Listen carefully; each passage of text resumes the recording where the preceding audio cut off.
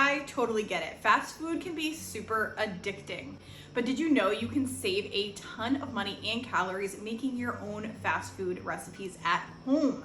Today I have 8 fast food copycat recipes. These are some of our favorites. You may have noticed that my husband Dan and I have been on a bit of a health journey lately. Lost about 20 pounds and I feel great. Part of that is just eating less. So if I have copycat recipes from restaurants that I love that I can make at home, not only am I saving money, but I'm also saving some calories by not ordering extra French fries or the other drinks that look really good. I can just make and portion control whatever I want to have and still eat my favorite things. I have found that quick and delicious meals have been the key to success in our health journey, which is why I want to thank Green Chef for sponsoring today's video. Now, if you followed me before, you know that I actually love meal kits and I've worked with HelloFresh in the past. They actually own Green Chef, which is why it was a perfect opportunity to use Green Chef because they have some fast and quick meals that are super clean. With Green Chef, I don't need to sacrifice on flavor or slave at the stove all day to eat well. My favorite options are their fast and fit meals, but they have options for every lifestyle, including keto, paleo, vegan, vegetarian, and gluten-free. So no matter your journey, they have you covered. And I'm also a huge believer in balance, which is why for us, combining these delicious, nutritious recipes from Green Chef with making our own fast food at home has been a real recipe for success. You know, we're not for want in any way. We recently made the most incredible shrimp dish with a creamy cauliflower rice, and I know Dan has not always been the hugest fan of cauliflower rice, but this was so incredible. It was like eating at a 5-star restaurant and so healthy. Organic vegetables, lean protein, you really can't get much better than that. The ingredients in Green Chef are pre-portioned and many times pre-sliced. That's super important to me, where I have Ben, my 1-year-old, who's like, he's really needy around dinner time, to be honest. You'll hear him in the background in this video kind of like whining at some of the times. And that's just because he's 1, right? But having those things like already cut and chopped for me saves me a ton of time and stress. So using their new quick and easy recipes, I can prioritize my health and get a really amazing dinner on the table in about 25 minutes or less. Like seriously, this food is amazing. It's so clean and so easy to make. And of course, I have a discount code for you. Use my code MealsWithMaria50 to get 50% off plus free shipping. Go to greenchef.com for more details. Use my code MealsWithMaria50 to get 50% off plus free shipping. Go to greenchef.com for more details. We're going to start off by making a KFC bowl, and you can make this with whatever you like. I like to just use chicken nuggets because it's super cheap and easy, and I usually have them on hand. But you could also use like a gluten-free nugget if you have a dietary restriction, or you can make up your own. I've used chicken tenders before, even just from the Dollar Tree, to make it, again, super inexpensive. And then I just make up some instant mashed potatoes, but you could also use like a cauliflower mash if you're trying to go a little bit cleaner. Just 1 can of drained corn. And you kind of put it all together. I'm just making those mashed potatoes based on the package instructions. You could make your own mashed potatoes. And then my kids in particular, they don't like theirs as a bowl, which is like why this is such a great meal. So like kind of my husband and I get something that we like, and we can also put like a salad on the side to get some extra veggies in. And then the kids just get to eat the chicken nuggets, the mashed potatoes, and the corn, which is all things that they love anyway. For the bowl, you also want to make a gravy. So this is super easy. You just want to add a tablespoon of butter to your pan and a tablespoon of flour and just whisk that up. Again, I've got my metal whisk on my Teflon. I shouldn't be doing that. Then add a 1/2 cup of bone broth, and you want to whisk that until it's nice and thick and looks like a perfect gravy for you. So wherever you're at, I cook it over a medium heat. Assemble your bowl with mashed potatoes, corn, shredded cheddar, your chicken nuggets, and your gravy over top. And this was so amazing. It's so good. Definitely reminiscent of a KFC bowl. For this next one, we're making McDonald's sausage breakfast burritos. And I know these can be pretty cheap at McDonald's, but for a family of 5 like mine, it's just not economical to purchase everyone a sausage breakfast burrito or 2. It can be really cheap to make these at home because we're just using tortillas that you can get at Dollar Tree or get for a couple bucks at the store. I'm just browning up some pork sausage. You can get this really inexpensive on sale. I think mine was a couple bucks. I popped it in my freezer, defrosted it to make these. We're just gonna cook this up in the pan. You really wanna make sure the crumbles get really small. I have about a pound of it. So to your cooked sausage, you wanna add a 1/2 cup of diced onion. And we're somewhat winging this because we should be using 1 diced fresh tomato and then 1 can of green chilies, like a 6 ounce. and I thought for sure that I had green chilies, but I do not. And then even with the fresh tomato, I used it the other day and wasn't thinking. So what I'm gonna do instead is just add a little salsa, because I know it's got green chilies in it, and I know it's got tomato. I might have a little extra onion, but that's okay. And I feel like it's gonna give the same flavor, so this is just like an alternative option. If you have fresh diced green chilies, I mean, I think those taste delicious, so I would add those in. You also have the option to drain this. This sausage, for some reason, like was just not really that fatty, so like I didn't really feel like there was much to drain, but you can definitely drain that off if you want to or need to. And we're just gonna mix this up kind of just until everything's warmed through. And then you wanna add in 9 scrambled eggs, or yeah, you're gonna scramble them up. Whisk them together, and I'm gonna cook this until everything's cooked through. Then you just want to put that inside your tortilla. Just have a plain flour tortilla, and then 1 slice of American cheese. Just kind of pull that in half, put that on top of the egg, roll it up, and eat it. So McDonald's is not going to like cook it on the griddle afterwards or anything like that. It's just like a soft flour tortilla. You can warm your tortillas in the microwave. But yeah, soft flour tortilla with egg and sausage mixture in it, and this is absolutely fabulous. These also freeze really well, so you can just take them, roll them up, put them in a bag, put them in the freezer, and then pop them in the microwave for about 30 seconds to a minute, depending on your microwave, when you're ready to eat them, and you have a delicious breakfast. So today we're making McDonald's sausage McMuffins. I'm just gonna toast up my English muffins. Now, if I had a griddle, I would totally just griddle these up like I'm sure McDonald's does. But I don't have a griddle, so we're just going to microwave on the sausage patties. So I'm just toasting up my English muffins. Again, I would probably griddle those too if I had a full griddle. We're cooking up some eggs. I did break the yolks so that they kind of get over the whole egg. We've got these, Benny's very excited. We've got these like little circular pans. These are going to be great to make them exactly the size of the sausage McMuffin. The great thing about a sausage McMuffin is you can do it as you like. So it's like sausage and egg McMuffin, sausage McMuffin no cheese. You gotta have the fake cheese slices to make these real, but I always like cheddar and stuff in mine too. So you can do whatever you like, whatever you want. I've actually never made like the sausage McMuffin at home. I usually do like bacon or ham. So we do an egg McMuffin, and then bacon is not even a McDonald's thing. So kids are super excited about this because they love, love, love sausage. Tommy's not gonna have cheese on his because he doesn't like cheese, and it's gonna be delicious. So I was kind of struggling with the exact layering of the cheese on here. I think this seems the most right. Cheese, sausage patty, egg, English muffin. Initially I did like egg, cheese, sausage patty, but then you can't see everything, so that might not be accurate. Does it matter? Is it gonna affect the way it tastes? Definitely not. So, bon appetit. Next up, we're making the classic Wendys Chili. So you just want to brown up your ground beef and then drain out any of the liquid. And then we're just going to add in a 1/4 cup of celery chopped. This is about 1 stalk, as they say. This is 3 small tomatoes diced and 1 small to medium onion. If you don't have fresh onion, you could always use onion powder, probably about a tablespoon. You want about 30 ounces of tomato sauce. So I have these 2 tomato sauce cans, and then unfortunately you don't want to cook up the cover. This always happens to me. Comment below if it happens to you too.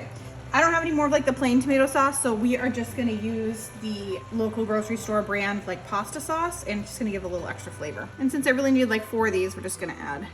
We need a container of diced green chilies. You need about 4 cans of kidney beans, or you could use half pinto beans.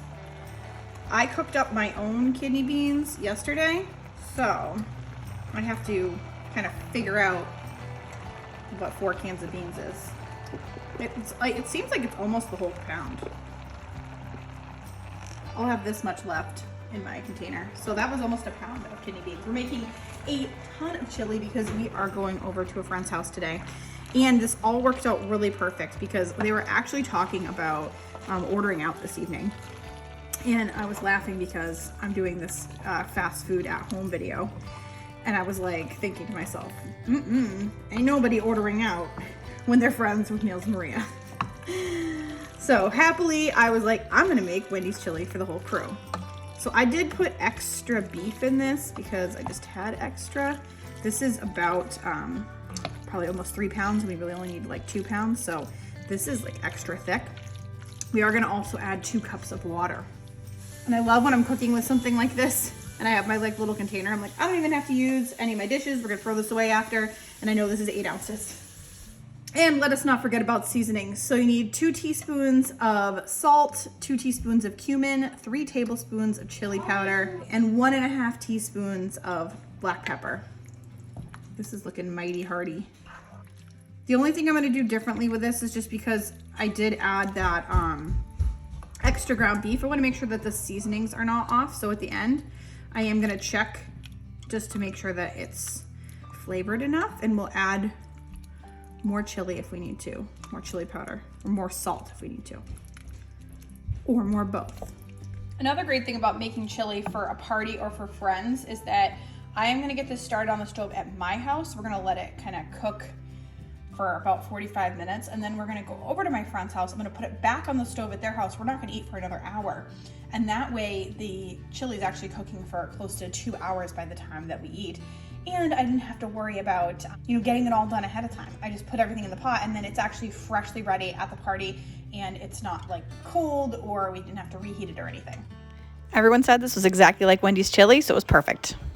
For this next recipe, we're making a copycat Crunchwrap Supreme from Taco Bell, because sometimes you just want like a little fast food, right? So the recipe actually calls for a jar of nacho cheese or queso cheese dip, and I only had a jar of Cheese Whiz and salsa, and I'm like, I'm pretty sure that that is like queso cheese dip or nacho cheese. So I'm just mixing together my jar of Cheese Whiz and about 1/4 cup of salsa, and this tasted delicious. So it was a perfect copycat of the nacho cheese. Then you also want to brown up a pound of ground beef or ground chicken or turkey or whatever you have with 1 small onion chopped. Once your meat is no longer pink, go ahead and stir in 1/4 cup of water and 2 tablespoons of taco seasoning with a teaspoon of minced garlic. And I buy my taco seasoning at the Dollar Tree, so it is super cheap. Or you can also use some garlic powder instead of the minced garlic. Same thing with that onion. If you don't have regular onion, go ahead and use onion powder. You want to continue to cook this until it starts to boil, then reduce your heat to low and simmer for about 5 more minutes. Make sure everything is really well mixed there. Now this recipe makes 6 crunch wraps. So you're going to need 6 large flour tortillas, as well as 6 tostada corn tortilla shells. They're like the crunchy circle ones. 1 cup of sour cream, 2 cups of shredded lettuce, 1 tomato diced, and 1 cup of shredded Mexican cheese blend. To assemble, you just want to put your larger tortilla on a plate or on a cutting board. Start by spreading 1/2 cup of the taco meat onto the center of the tortilla. Microwave your cheese dip in the microwave for about 20 seconds just to warm it up, and then you can drizzle about 2 tablespoons right over your meat. Top your meat with 1 of the tostada shells. I find the ones at the dollar store are the perfect size, and they're only $1.25, and you get, I don't know, maybe like 20 in the package. So this will make way more than just these crunch wraps. Top that with a thin layer of sour cream, a handful of shredded lettuce and diced tomato, as well as some shredded Mexican cheese. To fold the wrap, you want to start at the bottom of the flour tortilla and then fold the edge up over the center. And then you kind of continue to work your way around, folding the tortilla over the center fillings. And then there's going to be a small spot potentially left open in the center. This kind of depends on whether you have the smaller or the larger tostadas, and because I have the smaller ones, mine ends up being the perfect size. But obviously, if you have the larger tostadas and you want to make a little bit of a larger crunch wrap, you may end up with a little hole, and at that point you just want to take a separate tortilla and just cut like a little circle and fill that in. But I find that this size works perfectly, and it's just perfectly filled up. And then you want to take this and put it on a non-stick skillet with some butter or cooking spray and heat it over medium heat, and place the seam side down onto the skillet and cook for 1 to 2 minutes until golden brown. And then you're going to Flip it over, cook it on the other side, and you can slice it in half. You can serve it as it is, as a whole Crunchwrap. It is absolutely so delicious, so amazing. Tastes just like Taco Bell. You made it at home. You saved money. You didn't even have to spend money on that expensive gas. This is such a treat. Next up, we have a Big Mac wrap. I've been wanting to make one of these forever. I was kind of torn between like tacos or the wrap, but based on the size tortillas I had, I was like, we're just going to do a full wrap. And for Dan, this was kind of reminiscent of like Applebee's, I think, has like a burger quesadilla or something like that he loves because he's a big quesadilla fan. So he was a huge fan when I made these as well. So I'm just slicing up some iceberg lettuce. You can buy like the shredded iceberg lettuce if you have it. This was, again, like I'm just trying to use up what's in my cabinets and my refrigerator. So there was a piece on it that, wasn't too great. We just pulled that right off, and the rest of it was still really good to use in a wrap like this. So I don't even really know what exactly is on a Big Mac for onions, but I just made like the teeny minced onions that you would find like on a McDonald's cheeseburger. I just love those little onions on any burger that I have. So we just decided to use those on what we have. If you have red onion, you could use that too, because I saw that when I was looking at the taco recipe, it said to use red. So whatever you have on hand. So I tried a different approach when I'm making these wraps today. It's something I had seen like on TikTok. Everyone's kind of like pressing the burger meat right onto the tortilla and then cooking it like that. I thought it looked like a cool idea from the outside, but then as I started making it, I was like, I don't know that I would do it this way again, because once you cook it, then the other side has raw meat on it, like your tortilla has raw meat. So I just made sure that everything was cooked all the way through really well all together once I made it. So the other side, I just double checked to make sure that there wasn't anything raw on there and we didn't get sick or anything, so everything was fine. But if I were to make it again, I probably would just make really big flat burgers and then just toss them onto the tortilla and then kind of crisp up the outside. The flavor was great doing it this way, so that's, if you want to go ahead and do it that way, you're not worried about it, do it. It was good. I don't know, I just was a little weirded out by it. You just want to salt and pepper your burgers or put whatever your favorite burger seasoning is on them. And place it burger side down over medium-high heat on a nonstick skillet and just cook until that burger meat is, I think there was a little bit of red in mine, but the key was once I flipped it over, I really wanted to make sure that other side got fully cooked.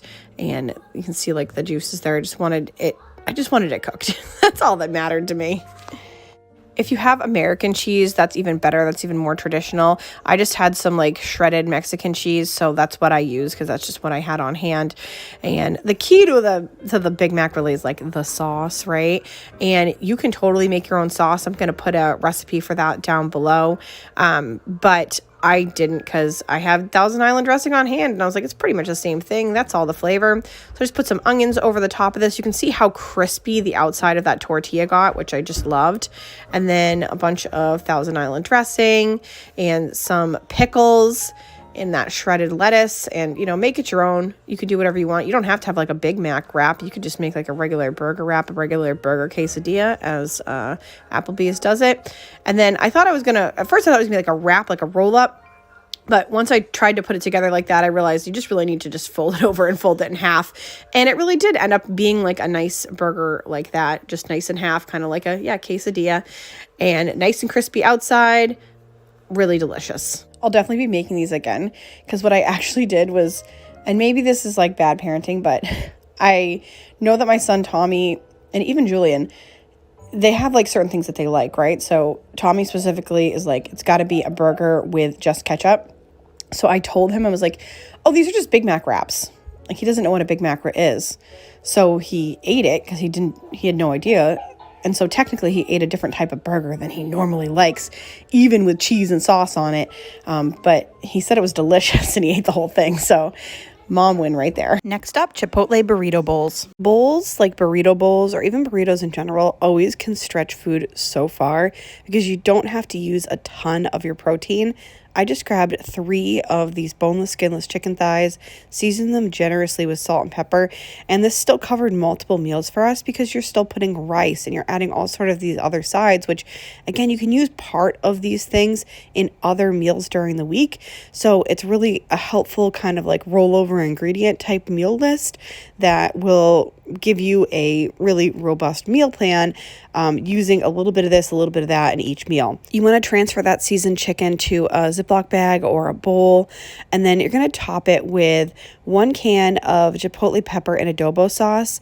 Now, you just want to give this a mix and refrigerate at least 2 hours up to overnight. I just did mine a few hours before I cooked things. Because I was making burrito bowls, I decided to slice up some peppers and onions. And I just cooked those over low heat with some oil, and probably for about 20 minutes. I figured I would get them started nice and early, then get the chicken started and just let them go the whole time so that they get that slow cooked, soft, caramelized flavor. Then in a large skillet over medium heat, you want to heat some vegetable oil or olive oil. I actually used olive oil and it turned out fine.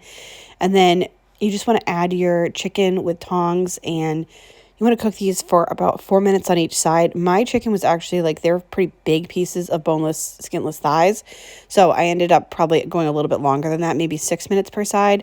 It really crisped up. I was surprised. I'm like, oh, the bottom of the pan's getting kind of dark here. Luckily, these Caraway pans are fantastic, and I have never had any problems just washing it right off. I was actually showing off to Dan afterwards. I was like, look, this was black, and see it now? Nothing on it. You never would have known. Once the chicken is golden and cooked through, you want to remove it and place it on a cutting board, and then we're just going to chop it up.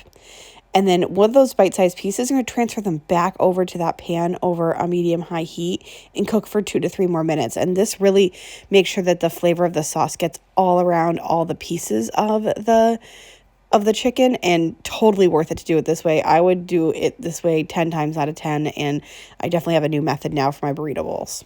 This is certainly a super easy chicken that we'll make again and again. I made up some guacamole with it. I used those peppers and onions, some cheese, sour cream, everything that I would order on a bowl at Chipotle. We had rice in the bottom. You could use cauliflower rice if you want, but it was absolutely great. I'm also getting started in this ChickfilA Coleslaw. And I feel like anytime someone heard the word Chick-fil-A, they're like, I gotta try that. I'm so excited. Chick-fil-A makes people go nuts. They love it. So I started with 1 bag of coleslaw mix. I did price out buying a cabbage and slicing it myself, but the coleslaw mix was $1.98 at Walmart. And pricing out the cabbage itself, I think it was 90-something cents a pound. And you had to get one that was at least 3 pounds. So you're going way over $3, $4 at that point. So I figured, hey, let's just supplement a little bit and actually add our own carrots, because my coleslaw mix just didn't have a lot of carrots in it. I had a couple carrots in my fridge, and you can get those so cheap. You can get a whole pound of carrots for 98 cents, and using just a couple of them will cost you 25 cents. You just want to grate those up, and then we're going to actually add those into our coleslaw mix. So it does make it kind of a carroty mix, but it ends up being so inexpensive, and it tastes delicious.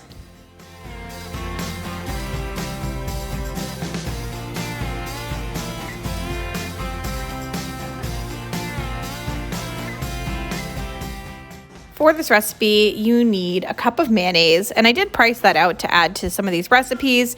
A container of mayonnaise at Walmart is $1.98, which is actually pretty reasonable, and I did a video recently on making your own mayonnaise, which I will put down below in the description box, but it's still actually cheaper, I think, to actually buy the mayonnaise, and I think that price just recently went down, because last time I checked it was way more, so I don't know, buy all the mayonnaise now. You want to add in 4 teaspoons of white vinegar, a 1/4 cup of granulated sugar, a 1/4 teaspoon of dry mustard, a 1/4 teaspoon of kosher salt, and mix all of that together really well. And that is our dressing for our coleslaw.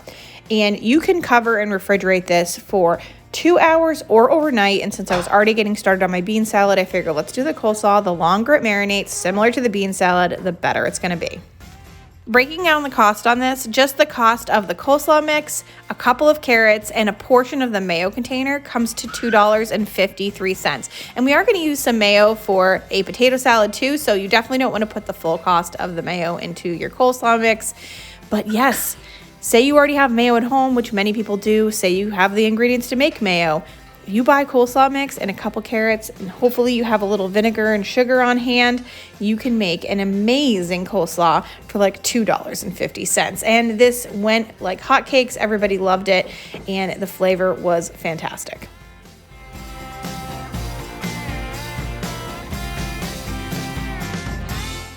Thank you so much for watching today. Don't forget to use my code MealsandMaria50 to get 50% off plus free shipping. Go to greenchef.com for more details. And to get some more copycat recipes, check out this video right here. I was out of use. Now